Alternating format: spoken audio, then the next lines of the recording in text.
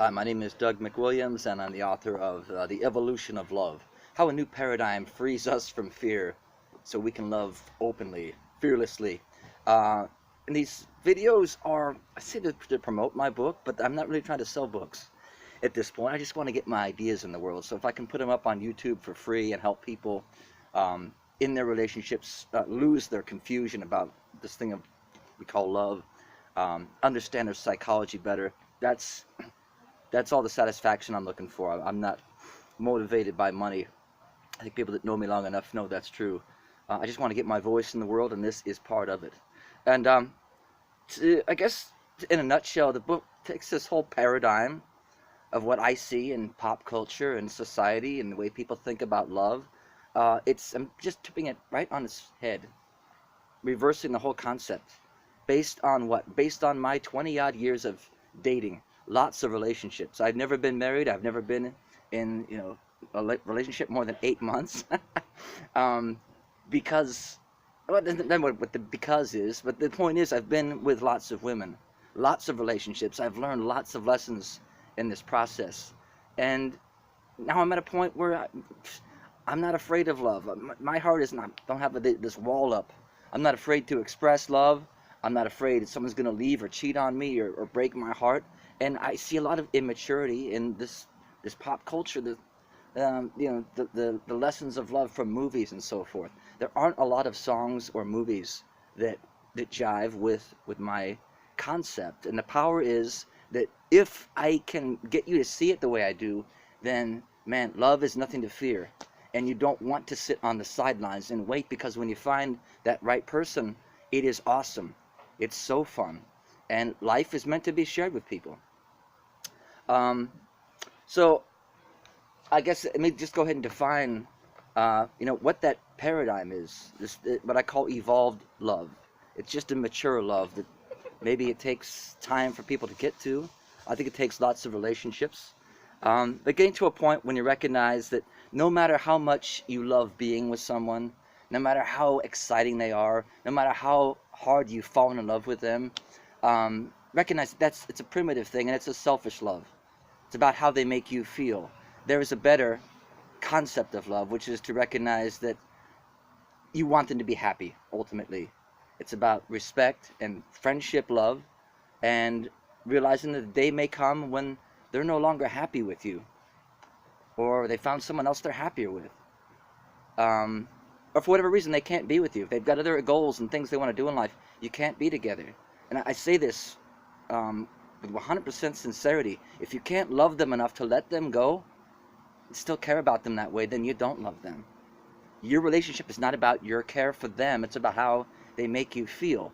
And I make that point in the book, that's one of the tells that you're on unhealthy ground. If you say, well, I love the way you make me feel, and that's it, if that's the thing that's got you in that relationship, that's not good enough. And a lot of music, songs, lyrics like Michael Jackson, the way you make me feel. You can have that feeling for someone with really hardly even knowing them, because that's what falling in love is. Scientifically, they can show it. You can fall in love, right? Have all the chemical reactions in the brain, the physical reactions, the increased heartbeat, and the feelings of love in less than 1 second. Okay, so it's about infatuation, largely. It doesn't mean you're meant to be together. It doesn't mean they're a good fit for you, and it doesn't mean that you ultimately do care about them that way. I think love only goes so deep. So when you love them so much that they feel like they're part of you, right? They feel like they're part of you. The way that a parent loves their child. That's it. Unconditional love. And that love, again, only goes so deep. You can have it for your family, your closest friends. You ought to have it for your partner, be it your spouse or the person you're intimate with, your partner.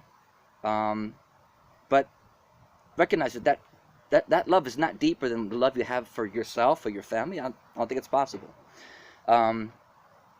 So, yeah, I could ramble on this subject for a long time. It's just been called a lifelong pursuit of mine to understand our relationships and this emotion, so that we can get a better grip on it.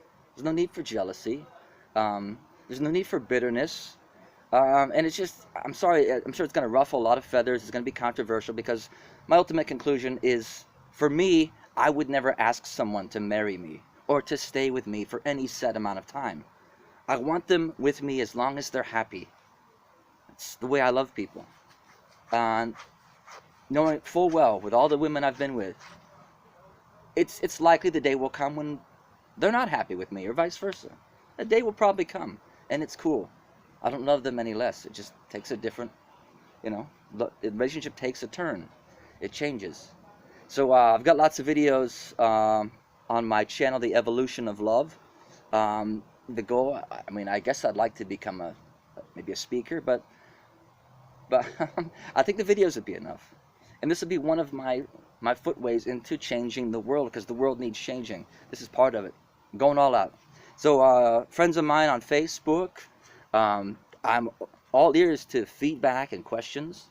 And go back a bit. It's not just all my relationships. I've also been kind of an ear and a listener, a coach for other friends who've gone through breakups, and getting to see it's just nothing. Man, I look at people and it's just the fear of shadows. It's nothing to fear when you understand it the way I do. And I'm going to attack this question of love and relationships from about a dozen different angles. From evolutionary psychology, understanding how our evolution affects the way we think about, others and relationships.